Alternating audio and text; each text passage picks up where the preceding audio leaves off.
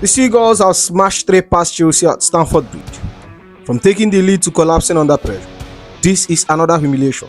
And today we'll be breaking down the 5 things we learned from Chelsea 1, Brighton 3. But before we get into it, first of all, if you are new here, welcome to the channel. But if you have been following me for a while, you know the drills. We're on the road to 10k subscribers. So like the video, comment and subscribe. Let's dive into it. So let's start with the lineup. And I'll be honest, on paper it actually gave us a little bit of hope. Sanchez in goal, defense of Trevoh Chalobah, Joao and Cucurella. Midfield of Andre Santos and Moises Caicedo. Attack of William Exoval, Enzo Fernández, Joao Pedro and Pedro Neto. That's not a bad 11. With Enzo pushed further forward, Exoval on the right and Neto on the left. We should be cooking. But what actually happened? Chaos. Absolute chaos. Chelsea started well. We looked in control. We had the ball and we had Brighton where we wanted them. And Enzo Fernández gave us that moment. A brilliant header in the 24th minute. We are 1-0 up at Stamford Bridge. And at that point, you are thinking, after the international break struggles, this is where our season finally turns around. But no, absolutely not. Because this is Chelsea under pressure. This is Chelsea under Enzo Maresca. The game completely flipped after Chalobah's red card. And let me say this clearly, that moment killed us. One decision and Brighton suddenly smelled blood. And what do? We collapsed. Every single time this team faces adversity, we crumble. Welbeck equalizes, no surprise. Then the Cooper comes off the bench, scores, and by the time Welbeck adds his second, it's embarrassing. A 3-1 loss at home, and Brighton was celebrating on our pitch like it's their own. The stats don't lie either. We have 58.8 possession. We tried to control the game like Maresca always wanted. But Brighton XG 2.23 to ours 1.82. They created more clear chances with less of the ball. That's not control, that's illusion. Now here is the real problem.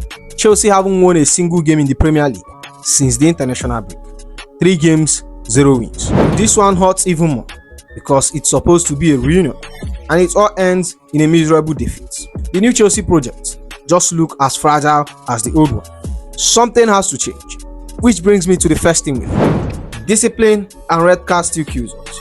How many times are we going to sit here and talk about discipline costing us games? And it's becoming a recurring theme.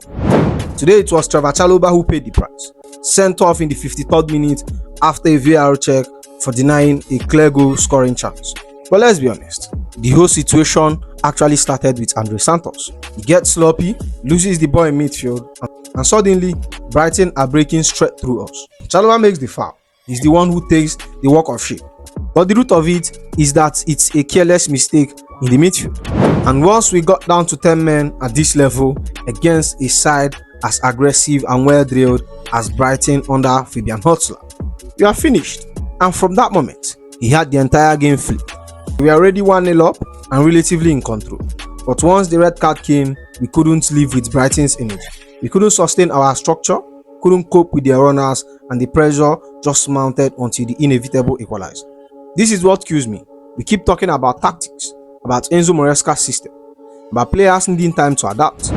But all that goes out of the window if you are handing the opposition numerical advantage. You can't win football matches consistently if every other week someone is switched off and making reckless decisions or losing composure in key moments. All 3 goals came after the red card. We collapsed mentally after Chalobah walked. It's like this team doesn't have the grit to dig in and survive with 10 men. So yes, today's turning point wasn't tactics, wasn't substitution, wasn't even Brighton being technically better. It was discipline, or rather, our lack of it. And until we fix that, we are not competing with anyone. Which brings me to the second thing we learned. Start strong, weak finish. Let's not rewrite history here, because Chelsea actually started the game very well. Enzo Fernández got us on the board in the 24th minute. And at that point, it smelled like Stamford Bridge was alive again. Enzo Fernández had a strong individual display on paper. A 7.3 rating, 1 goal, 69 touches, it's 5% passing accuracy, 2 shots on target and 1 key pass. That's what you want from a midfielder stepping up in big moments. But here is the problem. Football isn't about 25 minutes. Football isn't about looking neat and tidy when everything is easy. It's about what happens when the pressure comes up, when momentum shifts, when the other team grows into the game. And Chelsea once again showed the same fragile tendency. We start bright, and the second it gets tough, we collapse. This team doesn't know how to manage it.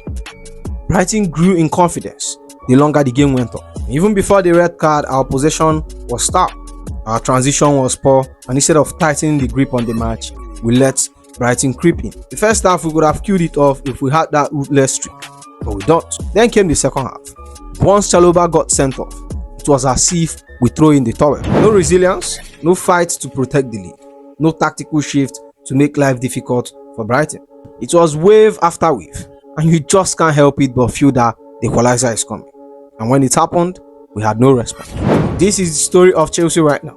A strong start followed by a weak finish. It doesn't matter if we dominate possession. It doesn't matter if someone like Enzo puts up great number individually. As a collective, when adversity hits, we fold. And that's why we are winless since the international break. That's why teams like Brighton, with less quality on paper, comes at Stamford Bridge and goes with 3 points. Until we learn to turn early momentum into control and then into results, nothing will change. Which brings me to the third thing we learned. Squad depth and injuries are a real problem. Here is the harsh truth. Chelsea's squad is being exposed. People like to talk about how much we have spent and how big the squad looks on paper. But when you actually peel it back, availability is killing us. Let's list it out. Kopama didn't feature, rested because of groin issue. We are talking about the most decisive attacker, the one player who can actually turn a half chance into a goal.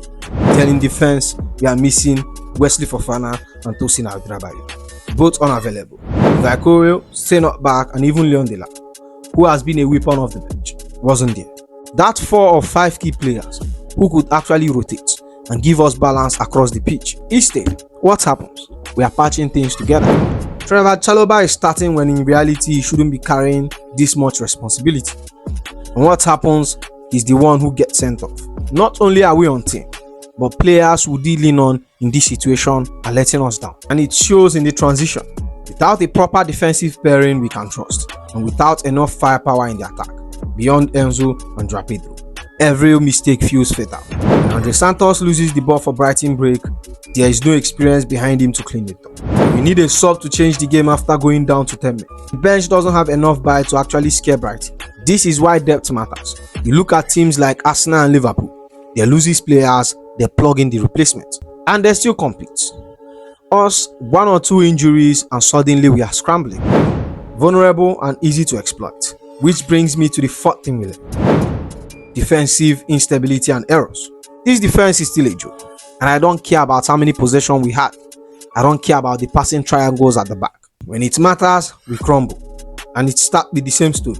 Poor touches, bad positioning, sheer panic, and the second Brighton applied pressure. And once we were a man down, the floodgates opened. Brighton targeted us at set piece, and we had no answer. The couple's header sums it up. Static marking, defenders caught ball watching, nobody taking responsibility. That's schoolboy stuff, and it's happening in the Premier League at Stamford Bridge. Now, if you go through the back 5, it tells you everything. Rhys James was the standout, the 7.6 rating, 1 clearance, 1 interception, 1 tackle, 1 key pass, and was not dribbles past once. That's leadership, that's composure. Joao wasn't flawless but still did his job. A 6.6 rating, learning on the job and at least showing some fight. But then the rest were rubbish. Grella, a 5.9 rating. Chalobah, a 5.5 rating. And let's be real, he was fine until the red card. But you don't get a free pass for getting yourself sent off. And Sanchez in goal, once again, nowhere near commanding enough when we are under siege. The entire structure collapsed when key defenders are unavailable or under pressure. And that's the biggest indictment of this backline. The second one call falls out, the whole machine disintegrates. No resilience, no organization, no communication. You can't win the Premier League defending like this. And until Enzo Maresca finds a way to stabilize it, we are going to keep seeing scenes like today, where one mistake snowballs into a complete disaster. Which brings me to the final thing we learned. Mental resilience is lacking. And this is the most frustrating thing about Chelsea right now. We don't have the mental toughness to survive when games turn against us. Brighton grew into this match after the first half, and instead of matching their energy, digging in and showing resilience, we folded. We absolutely folded. Once we went down to 10 men, you expect a team with ambition to reorganize. to show grit, to make it ugly if you have to. That's what big clubs do. They find a way to survive, they slow the game down, they frustrate the opposition. But us, we panicked. We left spaces everywhere and we invited Brighton onto us. We paid the price, and the timing of the goals says everything. Brighton didn't just equalize, they went on to score 2 late goals, one of them in the stoppage time. That's concentration gone, that's mentality switch off. It shows that we don't simply know how to manage chaos, we are the gift that keeps giving. Since the international break, all we have done is hand out points. 3 games, no win, and every single time it's us gifting the opposition a way back into the match. This isn't about talent, because on paper, Chelsea have the players. Enzo scored and James fought hard. Caicedo put in the miles, but when the pressure hits, when the crowd get nervous, when the other team start believing, we just crumble. No leadership, no calm heads, and no one to drag us over the line. And that's why Brighton walked out of Stamford Bridge with smiles on their faces, and we are left in yet another crisis. Until this team builds mental resilience, the ability to fight until 90 minutes, to fight with 10 men, to actually suffer together. Result like this will keep happening. Right now, we are not a ruthless team. We are not even a resilient one. We are just fragile, and fragile teams don't win football matches. So that's the end of the video, my friend. I hope you enjoy it. I will say enjoy it. Just make sure you like, give me your thoughts down below, and I'll see you in the next one. Bye.